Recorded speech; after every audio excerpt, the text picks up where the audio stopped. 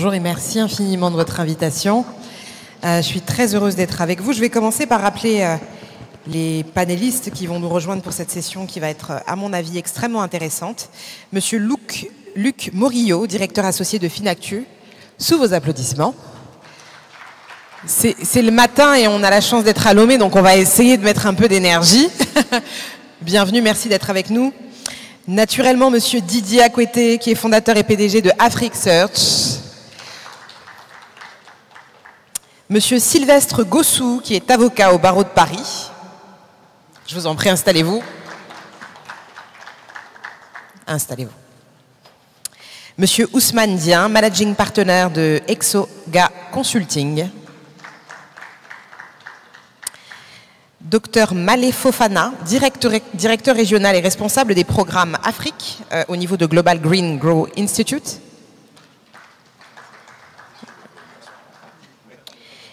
Et monsieur Emeric Kmenou, qui est associé gérant de Southbridge. Bienvenue, messieurs.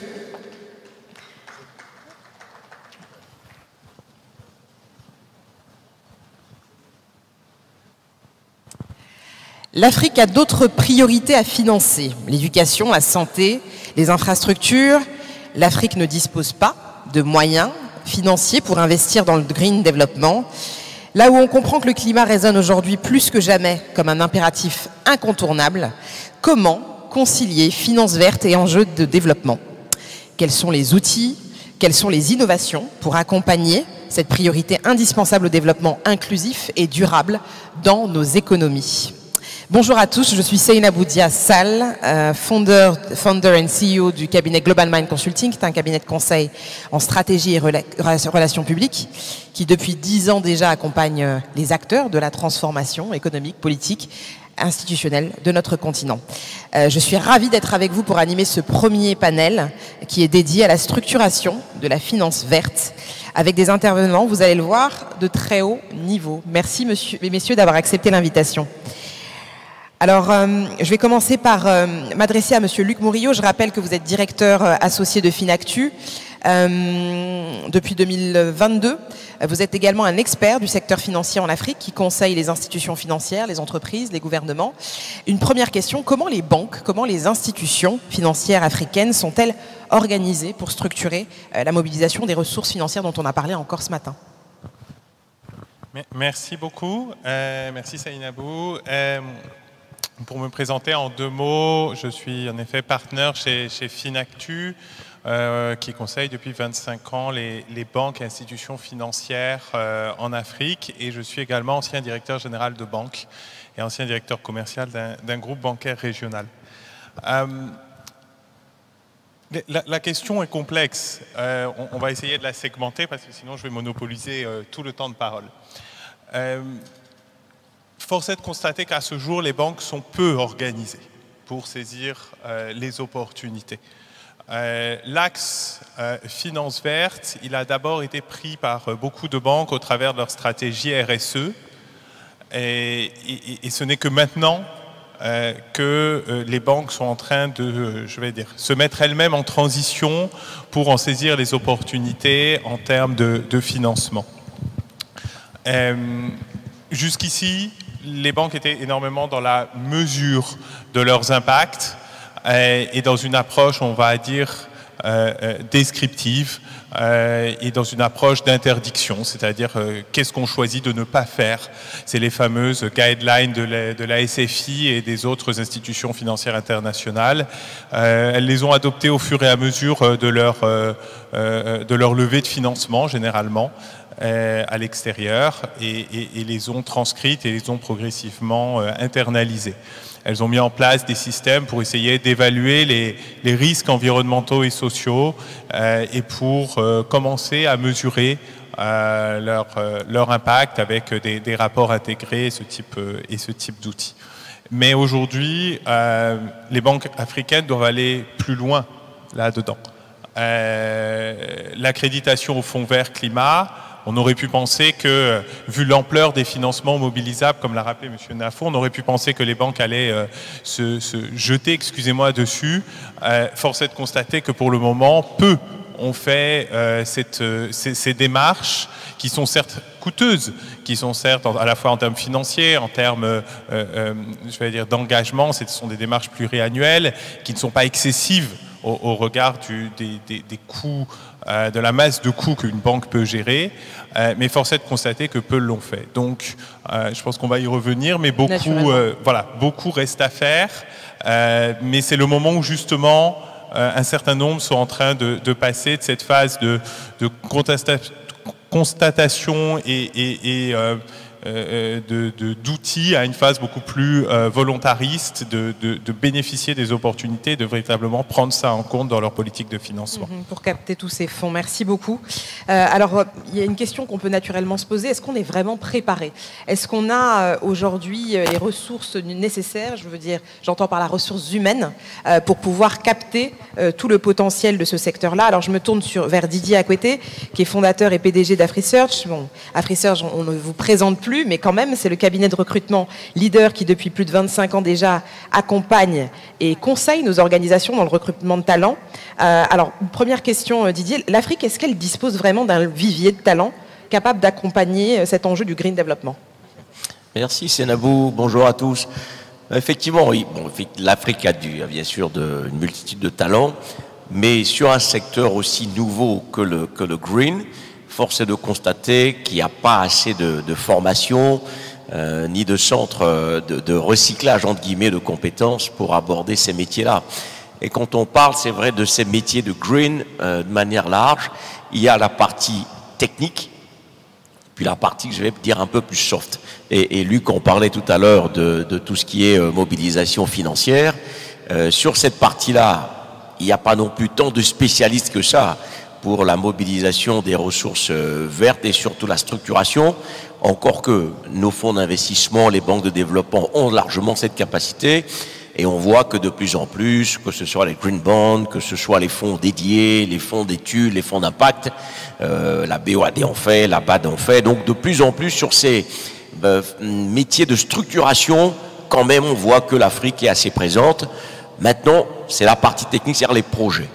Et souvent, on dit qu'il n'y a pas assez de projets à financer, parce qu'effectivement, il faut quand même faire beaucoup d'études, et dans ce secteur-là, les études sont fondamentales pour pouvoir attirer les ressources. Clairement. Et quand on parle d'études, de faisabilité, on parle de secteur. Évidemment, le secteur le plus, entre guillemets, le plus abordable et le plus visible sur lequel tout le monde se rue, c'est tout ce qui est bien sûr énergie. La transition énergétique est une réalité qui prend forme, et on voit dans beaucoup de pays les énergies renouvelables, les énergies alternatives, beaucoup de financements vont vers ce genre de projet. Quand vous allez au Kenya, en Afrique du Sud, au Maroc, vous avez beaucoup de projets dans le secteur énergétique. Donc ce secteur est plutôt bien couvert.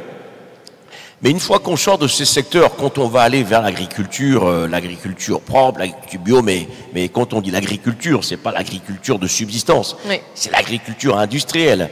Quand on va aller sur les technologies vertes pour l'industrie de manière générale, quand on va aller sur le bâtiment, etc., il y a une série de secteurs qui vont être verdis, en guillemets, sur lesquels, clairement, il n'y a pas aujourd'hui d'offres de formation sur le continent par rapport aux enjeux, en tout cas, et au volume d'emplois qu'on peut créer. C'est suffisamment attractif pour ces jeunes talents-là? Est-ce qu'ils ont envie de se former dans ce domaine-là? Est-ce qu'ils le voient comme un levier potentiel de développement pour leur carrière? C'est qu'ils ne connaissent pas ces secteurs. Ce sont des métiers tellement nouveaux, parce que même dans les pays qu'on dit développés et qui sont en train de faire ces transitions, il n'y a pas non plus tant de formation que ça. On estime qu'on doit avoir entre 30 et 50 millions d'emplois à venir. Il y a plus de 250 métiers autour de tout ce qui est green, mais encore faudrait-il connaître ces métiers. Déjà, lorsque les jeunes vont leur parler d'économie actuelle, bon, ils sont sur la vieille économie, donc sur les profils classiques, sur les métiers classiques. Mais quand on va sur ces métiers nouveaux, vous parlez d'énergéticiens, vous parlez de spécialistes des conservations des sols, il y a une panoplie de métiers avec des noms très barbares que beaucoup ne connaissent même pas l'existence. Donc il y a un vrai enjeu. L'enjeu financier est là, mais a priori il y aurait des ressources financières disponibles. mais l'enjeu des ressources humaines est encore plus important et aujourd'hui nous sommes très très loin du compte. Oui. Merci beaucoup Didier. Alors on a parlé justement de cet enjeu un peu RH et du capital humain pour qu'il soit bien formé, pour pouvoir saisir ces opportunités-là. Je me tourne vers Monsieur Maître Sylvestre Gossou, qui est avocat au barreau de Paris, docteur en droit et expert en compliance and governance. Il est également spécialiste des problématiques des entités financières réglementées, compagnies d'assurance, banques notamment. Alors moi, il y a une question qui me vient. Est-ce qu'on est finalement au fait du cadre réglementaire quand on parle de financer la finance verte? Quel est le cadre réglementaire qui prévaut aujourd'hui en Afrique? Oui. En général, il y a un déficit de réglementation pour couvrir tout ce qui est finance verte. Bonjour à toutes et à tous. Et il y a des bribes, il y a un début de réflexion, il y a des chantiers qui sont notamment financés par des institutions financières, des banques de développement, donc qui protègent nos pays. Mais il y a un grand défi, un grand challenge en matière de réglementation. Parce que la réglementation se doit de s'adapter à l'environnement, se doit de s'adapter aux produits, aux institutions. Et donc le chantier est extrêmement large. Même parlant de produits, et comme l'a dit le ministre Sani Yaya, il y a beaucoup de choses à faire. Et même parlant de ressources humaines, de capital humain, parlant de renforcement de capacité, il faut de la formation pour pouvoir couvrir les nouveaux défis, créer les produits, les actifs, et parce que ce sont des actifs qui ne rentrent pas dans les rangs comme les produits financiers classiques, comme les schémas classiques, comme les process classiques. Donc le chantier est très très large. Mais qui impulse cette réflexion justement sur la création d'un cadre réglementaire qui soit adapté? Pardon? Qui impulse cette réflexion sur la création d'un... Tout d'abord les États. Comme il y a tout à faire. Parce que c'est des enjeux d'intérêt général, c'est des enjeux continentaux, c'est des enjeux planétaires, et donc les États qui doivent mettre en place des réglementations adaptées, des réglementations circonstanciées, réfléchies, matures pour pouvoir accompagner cette activité. Parce qu'en général, la réalité économique, la réalité sociale, la réalité stratégique précède la réalité réglementaire. Souvent, par exemple, quand vous prenez l'économie numérique, il a été constaté que c'est les industriels qui commencent, c'est les enjeux, c'est la population, c'est les territoires qui génèrent une nouvelle activité ou de nouveaux besoins qui sont créés. Et donc, en deuxième lieu, les pouvoirs publics ou les autorités réglementaires interviennent pour légiférer et pour pouvoir accompagner. Et c'est tout le temps comme ça. Et donc, il nous revient de pouvoir réfléchir, de monter des groupes de travail, des task force pour pouvoir accompagner ce nouveau défi, incontestablement. Merci beaucoup, merci infiniment. Alors, on en a parlé tout à l'heure avec le responsable de Finactu. Aujourd'hui, les institutions financières sont en train de cesser de s'organiser pour mieux saisir tous ces enjeux-là. Ça pose aussi une question importante, finalement, celle de la rentabilité de la finance verte. Est-ce qu'on peut parler de rentabilité de la finance verte? Est-ce que c'est réellement viable? Et je me tourne vers Ousmane Dien, qui est Managing Partner de Exoga Consulting. Donc Ousmane Dien, c'est 18 années dans le conseil et l'audit. Il intervient dans la stratégie, le conseil financier, l'entrepreneurial, l'organisation, l'optimisation des performances, le contrôle et l'économie. Rien que ça. On vous écoute. Merci beaucoup, Madame Dia. Je remercie Financial Afrique pour cette opportunité. Pour répondre à votre question, j'aimerais d'abord attirer l'attention de l'auditoire sur deux aspects ou trois. La finance verte, elle est rentable. Ça veut dire cette question, il faut la clarifier dès le début. Elle est rentable. Parce qu'elle finance quoi? Elle finance des projets qui sont bancables, qui sont rentables. Ça, c'est un élément. Si je me mets au niveau de la demande, aujourd'hui, on se rend compte que l'Afrique est le continent le moins pollueur. Donc, le niveau de pollution ou bien d'économie carbonée est à un niveau qui est relativement très bas par rapport au reste du monde. Donc, du coup, on n'aura pas de souci majeur pour aller sur des projets qui sont, entre parenthèses, green. Je peux parler de deux secteurs d'activité. Si on prend le secteur de l'énergie, Aujourd'hui, on se rend compte que on parle de l'éolien. L'Afrique est bien dotée sur cet aspect. Mais il y a un élément important qu'on a tendance à occulter, c'est l'hydrogène. Aujourd'hui, tout le monde se rue vers l'hydrogène vert, qui sont des projets qui sont rentables. Mais aussi, il y a l'hydrogène naturel, l'hydrogène blanc qui est là, où on a quasiment bouclé toute la phase exploration, recherche. On est quasiment dans une phase d'exploitation. Donc cette phase exploration, elle est derrière nous. Et ce projet, je travaille là-dessus. J'ai fait un peu le tour des banques commerciales et des banques de développement. Ils ont tous un intérêt pour pouvoir y aller. Donc certaines banques même se sont organisées en départements qui ne traitent que ces aspects, que ces problématiques. Oui. Donc ça, pour moi, c'est un élément important. Maintenant, au niveau de l'offre, on a tout de suite parlé de la pyramide des ressources disponibles. Le premier point, c'est un peu le fonds qui consiste à indemniser l'Afrique. Sur ce point, il ne faut rien lâcher, il faut aller jusqu'au bout parce que c'est des ressources additionnelles. Mais il y a la partie de la pyramide qui m'intéresse le plus, c'est la création monétaire. Et je pense qu'il ne faut pas qu'il y ait de complexe sur ces aspects-là. Il faut que les autorités puissent mettre en place un cadre qui permet de faire de la création monétaire orientée sur des projets qui sont verts. Donc pour moi, c'est un élément important. Donc il ne faut pas tomber le piège d'une collecte des ressources extérieures, or qu'on peut avoir la possibilité de financer ces ressources à partir d'une monnaie locale. Donc pour moi, cet élément, il est important. C'est un projet la finance verte, elle est rentable. Oui. Donc il y a toutes les banques qui commencent à vouloir se positionner là-dessus. Donc ce n'est pas une demande qui manque. Est-ce qu'on a quelques chiffres pour mesurer un peu le degré de rentabilité? Moi, le projet sur lequel je travaille, sous réserve de confidentialité, ce que je peux dire, aujourd'hui, produit de l'électricité à partir de l'hydrogène, je vous donne un élément. Le coût du kilowattheure de l'électricité produite à partir de l'hydrogène est au minimum 50% moins cher que le coût du kilowattheure de l'énergie produite à partir des énergies fossiles, de l'électricité produite à partir des énergies fossiles. Donc du coup, on sait qu'aujourd'hui, l'électricité, c'est le principal poste de dépense pour les entreprises industrielles ou bien pour les ménages. Donc imaginez-vous si on donne la possibilité aux agents économiques, notamment les États, les entreprises et les ménages, à avoir des économies sur le poste énergie. Donc facilement, on a une répercussion sur la rentabilité. Donc ça, c'est les éléments factuels qui sont là.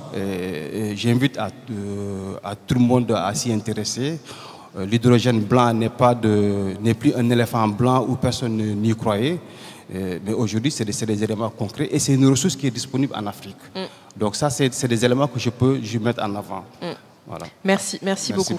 Alors, une question qui s'adresse à mes panélistes. Est-ce que le secteur privé comprend, cerne aujourd'hui cet enjeu-là comme un enjeu absolument important sur lequel ils peuvent aussi s'investir? J'entends par là, est-ce que quelqu'un qui n'est pas une banque, qui n'est pas une institution, elle peut investir dans la finance verte, elle peut investir dans le green energy, et comment est-ce qu'elle peut le faire concrètement?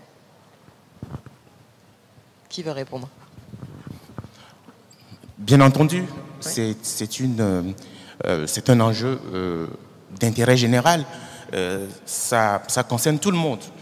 Les obligations vertes, par exemple, ça concerne tout le monde.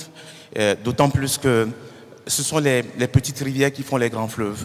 Si on monte des produits qui sont des produits verts, des produits qui vont contribuer efficacement à financer la transition écologique, les produits qui vont contribuer à arrêter ou stopper les désastres à l'environnement et qu'on n'en fait pas la publicité suffisamment pour que ces produits soient souscrits par le plus grand nombre, je pense que c'est quasiment une faute professionnelle.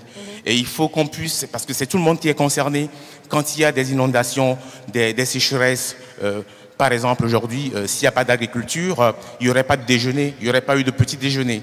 Et donc incontestablement, nos agriculteurs sont concernés et c'est une question qui concerne monsieur madame tout le monde de tous les jours. Et il faut qu'on puisse en assurer la publicité au maximum et aussi les gestes verts. Ça concerne tout le monde et au quotidien et dans nos comportements. C'est une lutte d'ensemble, c'est un enjeu politique et il faut que de plus en plus que nous puissions en assurer la publicité, si je peux utiliser le mot, et de façon très très large. Non, je crois que sur ce point-là, il faut qu'on soit réaliste. Les gros projets de transformation verte, c'est des gros projets industriels, honnêtement. Et donc, c'est à l'échelle des grosses entreprises et de gros financements. Maintenant, la réalité à laquelle nous renvoient nos discussions, c'est que nous sommes sur un continent où 90 à 95% du secteur privé, ce sont des PME, ce sont des TPE. Donc, si vous allez demander à une PME de faire un investissement de 50, 100, 200 millions de dollars sur un projet green, évidemment que non. Donc nous sommes...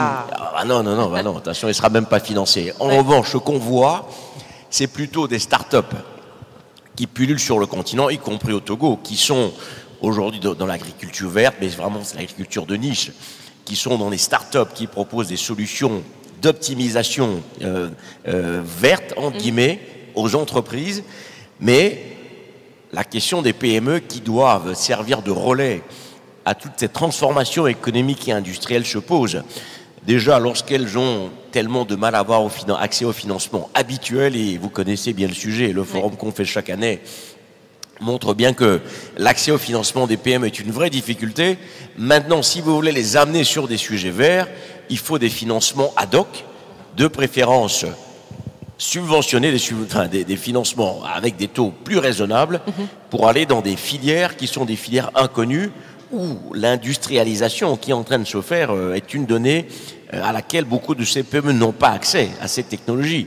Donc moi je suis effectivement optimiste, mais ce qu'on réalise c'est que si on veut que cette transformation industrielle avec tous ces nouveaux écosystèmes dans les différentes industries puissent se faire, c'est qu'il faut des financements ad hoc adressé aux PME avec un accès aux technologies beaucoup plus facilité. Sinon, ça va être encore marginal. On parlera des gros milliards de financement, soi-disant, qui vont à l'Afrique.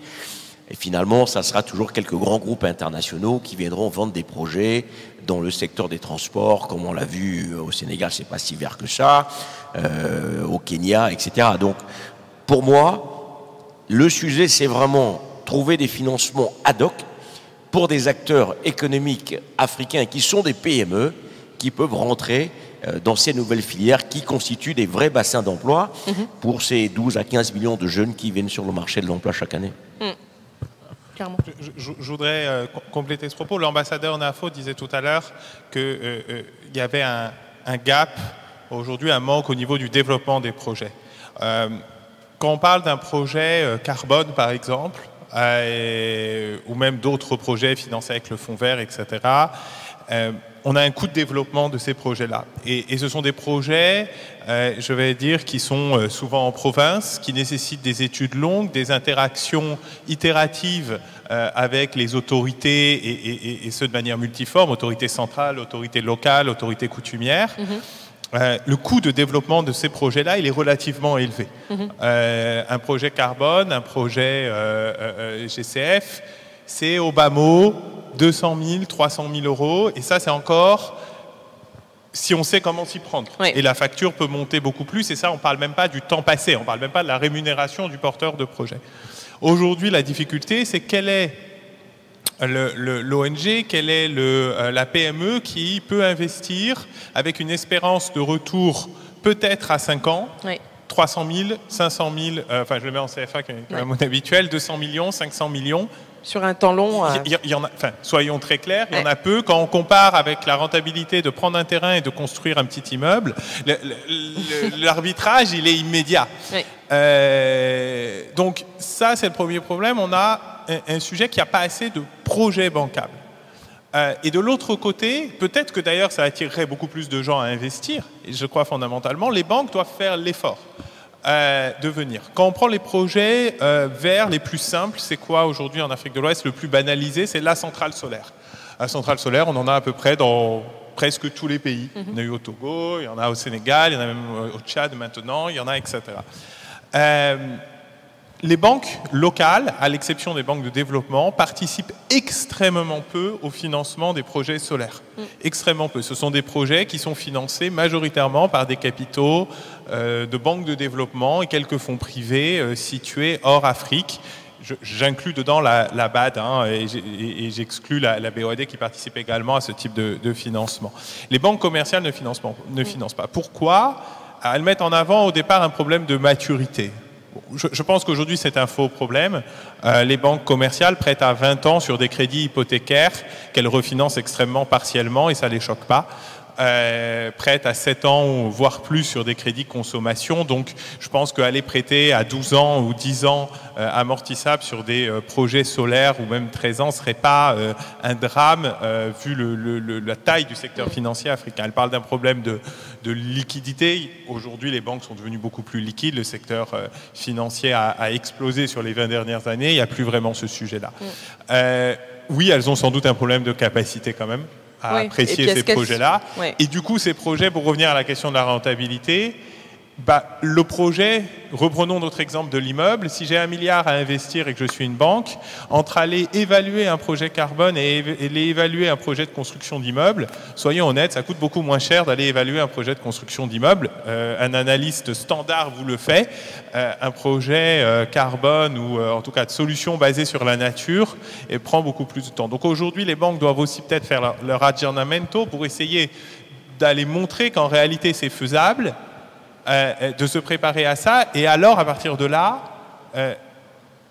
peut-être ce gap en equity qu'il y a sur un certain nombre de projets, qui est quand même mobilisable parce qu'il y a de l'argent en equity dans la région, que ce soit de l'argent personnel d'entrepreneurs qui ont réussi, que ce soit des fonds ou autres. Et alors dans ce cas-là, peut-être cet argent va s'injecter dedans et on va arriver à rapprocher les deux. Très bien, je suis ravie de voir que la question amène beaucoup d'interactions. Je pense que M. Ousmane absolument. Aussi Non, je suis tout à fait d'accord avec Luc. Et en fait, ce que dit Luc, c'est que ce sont des projets avec des géométries au niveau financier relativement importants qui sont portés généralement par des grands groupes. Oui. Et pour revenir à votre question, c'est que comment vous construisez des chaînes de valeur avec ces grands groupes dans lesquels des PME africaines peuvent rentrer. Et donc, si on prend les différents secteurs, si on les séquence, que ce soit effectivement l'immobilier intelligent, les centrales, le transport. Le transport, c'est un secteur massif. La logistique, c'est un secteur massif. Et vous voyez l'urbanisation galopante de nos villes, vous avez des enjeux de développement écologique importants qui sont liés à tous les secteurs. Et donc, peut-être, en termes de propositions, c'est que comme c'est des financements lourds, longs la plupart du temps, c'est regarder la réalité des économies pour voir les grands groupes, effectivement, qui ont la capacité d'absorber ces financements, d'absorber le coût des études de faisabilité et d'obliger à mettre dans ces grands projets, dans les chaînes de valeur, des PME locales, dont on doute en ressources humaines, bien entendu, donc formation, en ressources financières adaptées et finalement en capacité globale, quoi.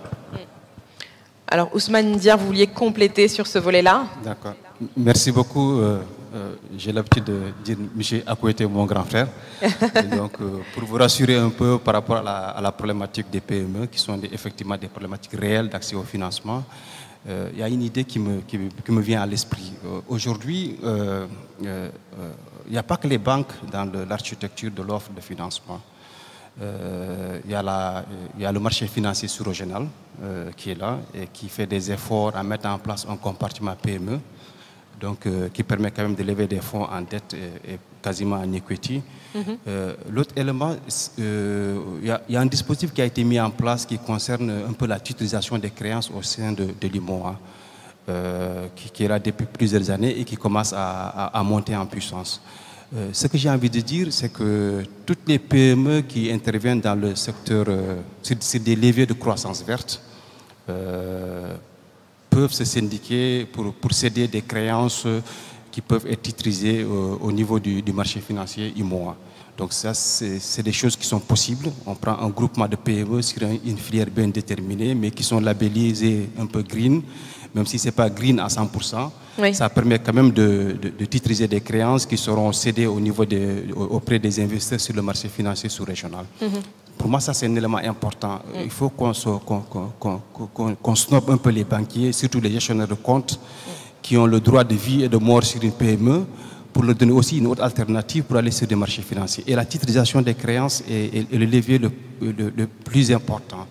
Et l'autre aspect qu'il faut mettre en avant, c'est qu'on puisse élargir les actifs qui seront titrisés, les actifs titrisables, notamment tout actif qui rentre dans le cadre d'un label green peut être quand même un élément qui peut être élargi. Donc ça élargit un peu le spectre et les assiettes qui sont titrisables. Alors moi, en vous entendant, je suis en train de me poser une question, c'est avec tout ce potentiel, comment se fait-il qu'aujourd'hui on n'investisse pas aussi davantage dans la communication pour que les gens soient juste mieux formés sur les opportunités qui peuvent exister et qu'ils soient mieux préparés aussi peut-être à pouvoir les saisir. Donc oui, je vous écoute sur cet enjeu-là et comment est-ce qu'on peut vraiment essayer de mieux mobiliser aussi et donc de mieux informer. Très bonne question. Bon, nous, on est tous sauf des communicants. L'avantage, c'est que dans le cadre de notre activité de cabinet, on a plus accès aux entreprises. Et je pense que aussi les agents de communication ou bien les cabinets comme vous pouvez aussi se rapprocher un peu dans le cadre des partenariats pour qu'on puisse quand même vous mettre en avant ces opportunités qui font l'objet de financement. Maintenant, bon, en tout cas moi personnellement, pour communiquer, généralement j'utilise les supports comme Financial Afrique. Je n'hésite pas à faire des contributions dans ce sens. Maintenant, je me dis effectivement qu'il y a le besoin est là, les opportunités sont là, donc c'est aux professionnels de la communication d'aller faire, vers ces cibles pour pouvoir identifier des opportunités et pouvoir le vulgariser, quoi. Donc c'est ce que je peux dire sur ce point par rapport à la communication. Bon, c'est dommage que vous étiez en discussion avec Adama, peut-être que vous n'avez pas suivi. J'ai suivi le début. Super. Adama, tu m'as perturbé. Très bien, merci beaucoup. Je voulais peut-être me tourner aussi vers vous, parce que je pense que tout à l'heure, Didier, tu disais quelque chose d'important. Les entrepreneurs n'ont peut-être pas aussi toute la mesure du potentiel qui peut exister. Elles n'ont peut-être pas les moyens financiers aussi de pouvoir venir compétir dans ces secteurs-là, parce que les financements sont longs, enfin, pour toutes les raisons que vous avez évoquées tout à l'heure. Mais comment est-ce qu'on peut aussi être mieux préparé finalement par rapport à l'avenir, à savoir quels sont les différents métiers qui vont exister, comment est-ce qu'on peut avoir justement cette sensibilisation et cette information pour savoir comment aujourd'hui se préparer à répondre aux défis qui se présentent déjà aujourd'hui. Effectivement, je pense qu'il y a deux choses qu'on peut faire. D'abord, faire un observatoire des métiers liés à l'économie de demain, parce qu'en fait, on dit l'économie de demain, mais c'est une économie qui est déjà là.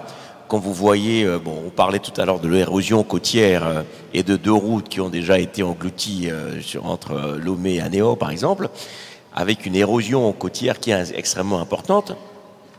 Donc il y a une panoplie de métiers autour déjà de la protection des côtes. Et c'est quelque chose qui va durer. Parce que je veux dire, la mer continue de monter, les températures montent, donc c'est pas un enjeu qui va s'arrêter au bout de 2-3 ans. Donc si on fait une cartographie des métiers avec nos réalités, parce que ça aussi c'est important, je veux bien qu'on fasse des immeubles intelligents, complètement connectés, des bus solaires, etc.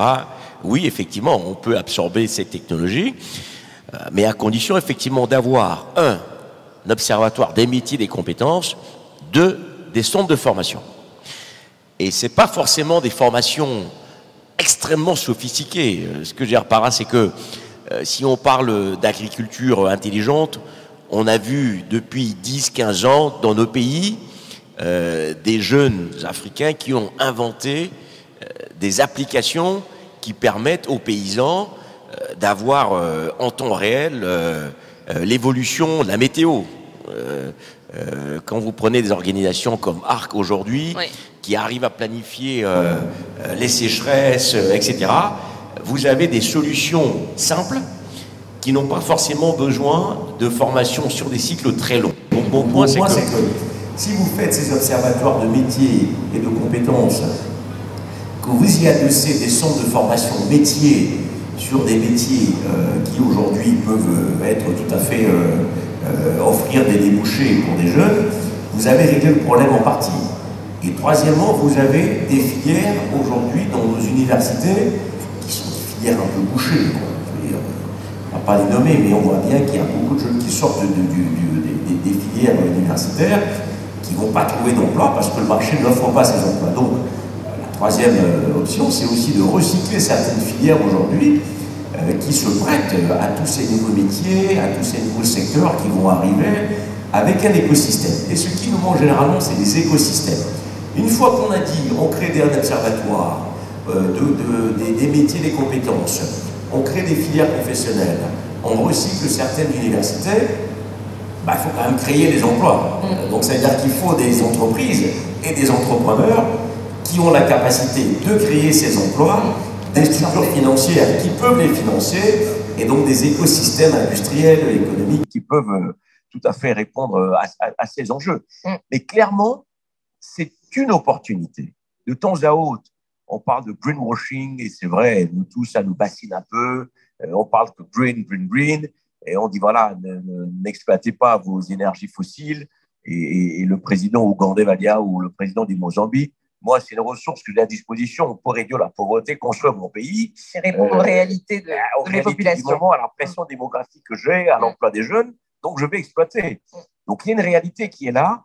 On peut exploiter intelligemment, et autour de tous ces bassins d'emploi, avec, en parlant d'énergie, les énergies fossiles qui malheureusement sont encore exploitées, on peut créer effectivement des mécanismes d'exploitation propre, avec des formations adaptées, des technologies nouvelles qui permettront à tous ces jeunes de profiter de ces opportunités. Merci beaucoup Didier. Donc on voit déjà que la formation, l'innovation, c'est un des défis.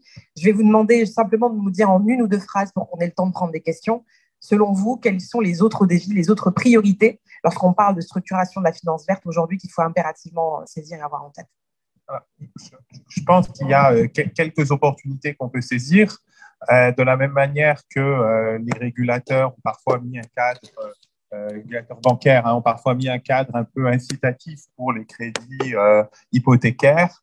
Quand il y a un sujet qui se pose, qu'est-ce qu'on peut faire pour aller inciter les banques à investir davantage d'argent dans la finance verte de manière réglementaire, enfin, de manière par un impact sur le cadre réglementaire et le cadre prudentiel en termes de gestion des fonds propres. Ça, je pense que c'est une première opportunité.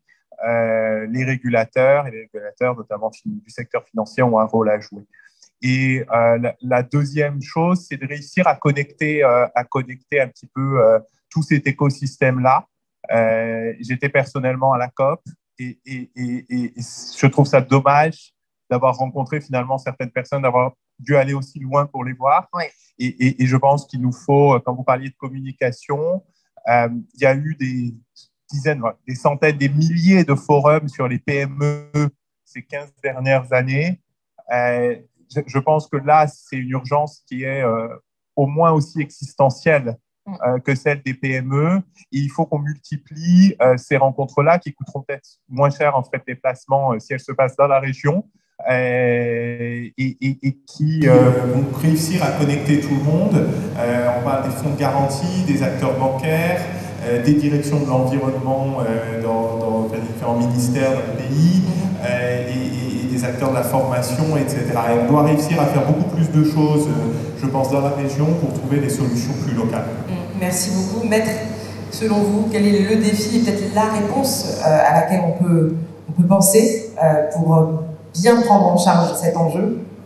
Je pense qu'il y a lieu de parler d'innovation. L'innovation est capitale dans la matière. Quand on est sur de nouveaux sujets, des sujets émergents, des sujets cruciaux, et il faut innover incontestablement. Et en la matière, il faut tirer parti ou tirer les conséquences de la crise financière de 2008. Cette crise a révélé que les entités financières réglementées étaient très orientées produits. Les banquiers, les financiers, les compagnies d'assurance élaboraient des produits sophistiqués, en étaient fiers et essayaient de proposer le même produit à tout le monde. Or, tout le monde n'a pas besoin du même produit. Il faut réfléchir et donc toutes les études qui ont été menées après la crise financière, la crise des subprimes, la subprime crisis, en 2008, ont révélé qu'il fallait changer la logique stratégique. Donc, passer d'une logique produit à une logique client. Quand on prend l'assurance, par exemple, aujourd'hui, il faut incontestablement développer des produits de micro-assurance pour couvrir les risques climatiques, les conséquences du dérèglement climatique qui punit, pardonnez-moi l'expression, mais bon nombre d'agriculteurs dans nos régions. Et donc, si on reste sur la création des produits anciens, sur les schémas anciens, sur les process anciens, on passe à côté de la plaque. Et malheureusement, ça nous pénalise. Et l'expression consacrée en marketing, c'est qu'il faut être amoureux de son client et non amoureux de son produit. Donc, étudier les besoins dans les régions, dans les pays. Il y a des criquets qui vont dévaster des récoltes parfois et des cultures au Sénégal, dans certaines régions, ou des inondations. Et donc, si on réfléchit à la cible, aux besoins de la cible, on va élaborer des produits qui sont adaptés. Et aussi, il faut incontestablement, au niveau des entités financières réglementées, mettre en place une véritable stratégie d'accompagnement de la transition écologique. Il faut que ça soit inscrit. Je vois dans les process de beaucoup de banques de développement, des banques commerciales, des compagnies d'assurance, des plans stratégiques. Et ça, c'est la mode, c'est très bien. Dans ces plans stratégiques, il faut une bonne place aussi à tout ce qui est vert. Oui, intégrer ça dans nos plans stratégiques. Incontestablement. Et ça permettra d'adapter vraiment les process, d'adapter les politiques aux enjeux, aux besoins, aux cibles, aux populations et à toutes les questions cruciales d'intérêt général. Merci beaucoup, Maître Gossou. On termine avec vous, Monsieur Dieng. Selon vous, quel est le principal défi et puis peut-être la réponse ou la solution aussi qu'il faut prendre en compte pour répondre à ce défi, à cet enjeu? Merci beaucoup, Madame Dieng. Moi, je pense que la géostratégie mondiale est un peu en faveur de l'Afrique concernant la problématique sur le climat. Donc, on n'est pas forcément dans une position déplorable ou bien fortement défavorable, parce qu'on a des arguments à faire valoir. On est les moins pollueurs, même si on est les plus impactés. Sur ce point, je pense que le plaidoyer a été déjà lancé pour pouvoir quand même avoir une bonne partie de ressources par le mécanisme du fonds de compensation, même si c'est des promesses, mais bon, je pense déjà qu'on est dans une bonne dynamique. Maintenant, en termes de demande, la demande elle est là. En Afrique, c'est un continent qui est caractérisé par une forte demande de biens et de services et une demande de financement. C'est des produits financiers sur l'offre de financement de manière générale. Donc, ce qui manquait peut-être, c'est un peu le courage. Quand je dis le courage de l'intelligence africaine à crever l'abcès en termes d'idées et d'arguments à faire valoir. Donc, pour moi, voilà, les conditions sont réunies pour que juste transformer ce potentiel en chiffres qui sont concrets. Il n'y a plus qu'à. Voilà. Donc, je suis vraiment optimiste sur ce point. Et je sais que je ne suis pas le seul à avoir cet optimisme et qu'il y a des millions ou des milliers de cadres africains qui sont valables dans des différents domaines d'activité, que ce soit en économie, finance, ressources humaines, technologie, tout ce qu'on veut. Donc voilà, et le cadre maintenant est balisé pour qu'on puisse débattre de ces problématiques. Et au niveau des banques, quand vous discutez avec les fournisseurs de fonds, on se rend compte qu'il y a un intérêt. Quand je dis il y a un intérêt, c'est un intérêt réel. Ils savent qu'il y a une opportunité qui est là, qu'il faut la saisir. Donc voilà, je suis optimiste et je pense qu'on est à quelque part pour transformer ce Pelanti. Donnons-nous les moyens de transformer l'essai. Alors je voudrais juste savoir si on a le temps pour prendre une ou deux questions. Antoine Bozo, directeur général du GIMAC, qui fait beaucoup plus dans la monétique, le digital, donc un peu loin des questions environnementales. Mais néanmoins, la question environnementale nous intéresse tous. Et là, je voulais m'adresser à tout le monde, hein, là, bon, pour on a souvent parlé de climato-sceptiques. En ce moment, nous sommes un certain nombre d'Africains qui nous posons la question de pourquoi nous devons payer pour ce que les Européens ont fait. Beaucoup d'Africains se disent, si j'ai ma forêt par exemple, moi je suis de la zone de la forêt au Cameroun, si j'ai ma forêt, je vis de ça. Et vous me dites, protéger cette forêt, vous allez sauver l'humanité. Je voudrais savoir, nous les Africains, quelle réponse vous donnez, monsieur les panélistes? Félicitations d'abord pour la brillance de vos exposés. Quelle réponse vous donnez aux climato-sceptiques qui continuent à dire l'Afrique ne doit pas payer pour le reste du monde? Voilà, merci. Merci beaucoup pour la question. On la note et puis on va prendre une deuxième question dans la salle. Monsieur.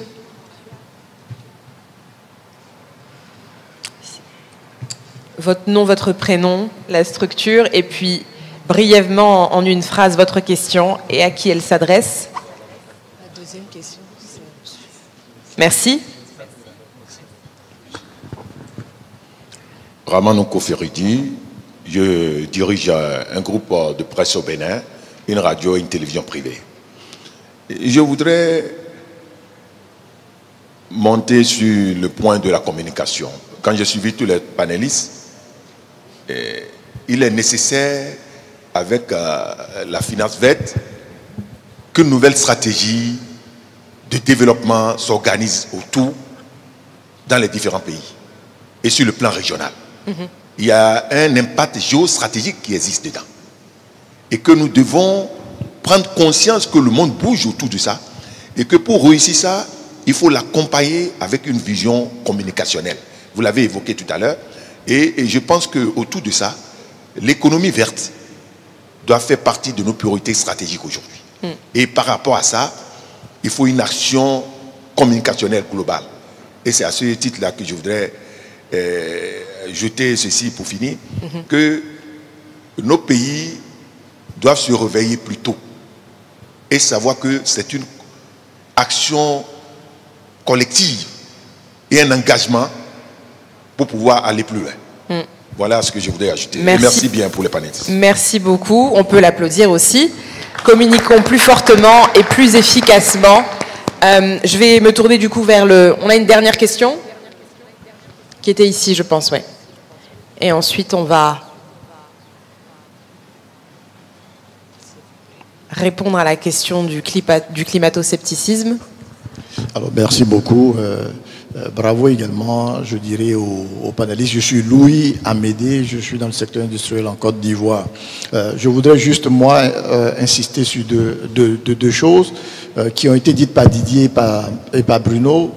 C'est la question de l'écosystème qui doit être bâti en réalité et donc qui va partir du fait que nos pays intègrent déjà la question du climat comme une donnée de développement et donc crée derrière le cadre normatif qu'il faut, développe les compétences comme Didier l'a dit, renforce le dispositif de financement parce qu'à la fin de la journée, moi qui suis secteur industriel, est-ce que vous avez vu un seul de nos pays, ne serait-ce que de l'UEMOA, être doté d'un dispositif de financement pour accompagner ce qu'on appelle un vrai projet industriel? Non. Donc il y a déjà les PME, mais il n'y a pas véritablement de dispositif pour pouvoir accompagner et soutenir un vrai projet industriel banal déjà. À plus forte raison, un projet qui serait beaucoup plus complexe, comme l'a dit Bruno. Et dernière des choses, c'est l'engagement du secteur productif lui-même quand il se rendra compte de ce que les facteurs de production, l'énergie et autres, pourraient être véritablement assez intéressants pour eux quand on utilise de l'hydrogène, etc. Mais cet investissement-là, il faudrait que le cadre normatif le permette. Autrement, on ne pourra pas s'il n'y a pas de cadre normatif. Donc, cadre normatif, écosystème. Écosystème. Merci beaucoup. Adama? Merci. En fait, j'ai une petite question, c'est par rapport à l'assurance. Comment aujourd'hui la question du climat se répercute-t-elle sur le secteur des assurances? Est-ce qu'il y a des couvertures spécifiques qui sont dédiées et en Afrique, dans la zone ciment en particulier, qu'est-ce qui est fait dans ce sens? Merci.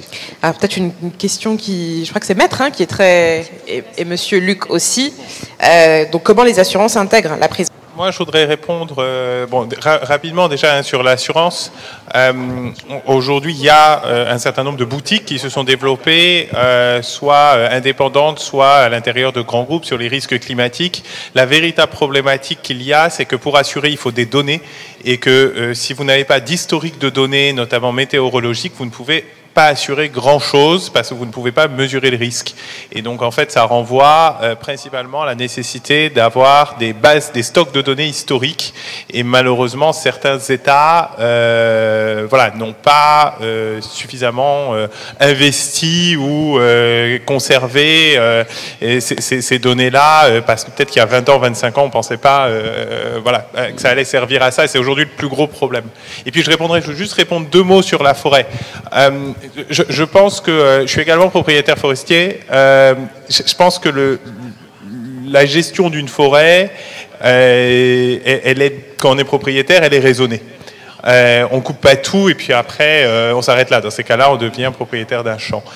C'est plus pareil. Mais aujourd'hui, les mécanismes qu'il y a, avec notamment les crédits carbone et des projets de type RED+, on peut aujourd'hui payer un propriétaire de forêt sur une concession d'une certaine taille, bien évidemment, pour la conservation de sa forêt. Donc c'est pas juste je dois être philanthrope pour l'humanité. Aujourd'hui, il y a des mécanismes qui commencent à émerger, certes qui nécessitent un coût de développement, mais sur la génération de crédits carbone au titre de la conservation forestière, bien sûr accompagné d'autres sujets, parce que par exemple, il faut des foyers améliorés pour que les femmes ne coupent plus le bois, ne pas couper sa forêt et la conserver et s'assurer qu'elle reste un puits de carbone, ça peut rapporter de l'argent. Voilà. Alors, rapidement, sur les assurances, je crois qu'il y a quand même African Risk Capacity qui fait cela pour les pays. Et puis, on voit bien qu'il y a de nouvelles compagnies d'assurance qui intègrent ces problématiques. Je vois qu'il y a un excellent assureur dans la salle, Georges Cavegay, à qui il n'aura pas échappé qu'il y a des opportunités dans le domaine de l'assurance climat. Et il va bondir dessus. Pour répondre à Valentin, effectivement, c'est un point important. On pollue pas et on doit payer. Et ceux qui doivent payer ne veulent pas payer. Et honnêtement, vous savez, on suit ces COP depuis des années, les promesses qui sont faites à l'Afrique qui ne sont jamais tenues. Bon, comme on dit, les promesses, il n'y a que ceux qui y croient, et je crois que nous y croyons beaucoup, mais finalement, il y a très peu de ressources qui sont déversées sur l'Afrique. En revanche, c'est une réalité. Quand moi je vois, effectivement, je parlais du Togo, on va vers Anéo, vous voyez l'érosion côtière, c'est une réalité. Entre moi, quand j'avais, je sais pas, 5 ans, et quand aujourd'hui j'en ai plus de 50, je vois comment la mer s'est rapprochée des côtes. C'est une réalité. Quand il fait chaud à Montréal, il fait chaud aussi à Douala.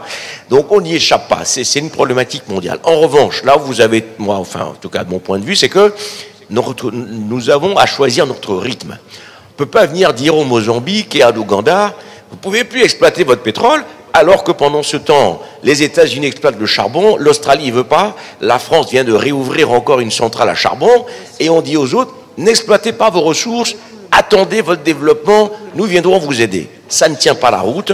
Il faut que l'Afrique choisisse son agenda de transformation écologique, en sachant que l'Afrique ne va pas y échapper non plus, mais qu'on ne vienne pas nous imposer un agenda, et surtout des ressources auxquelles on n'aura pas accès. Louis, tu as raison. Aujourd'hui, c'est vrai que la transformation industrielle, ça a un coût. Verdir une usine, quand on voit ce que ça coûte à un industriel, il ne va jamais rentabiliser son investissement s'il va lever de la dette à 8-10%. Tandis qu'un industriel en Occident ou en Asie va avoir un taux subventionné, va avoir des subventions pour verdir son usine et va lever de la dette à 1 ou 2%. Donc s'il n'y a pas de mécanisme pour accompagner les industriels africains dans la transformation écologique de leurs unités, ça ne se fera jamais. Donc c'est le serpent qui se mord la queue, c'est beaucoup de promesses qui ne seront pas tenues. Merci infiniment à tous nos intervenants pour la qualité de vos contributions. Je crois qu'on mesure mieux les enjeux de cette structuration de la finance verte aujourd'hui. Il me reste à vous souhaiter une excellente 5e édition des Financial Africa Awards et à vous remercier pour votre aimable attention.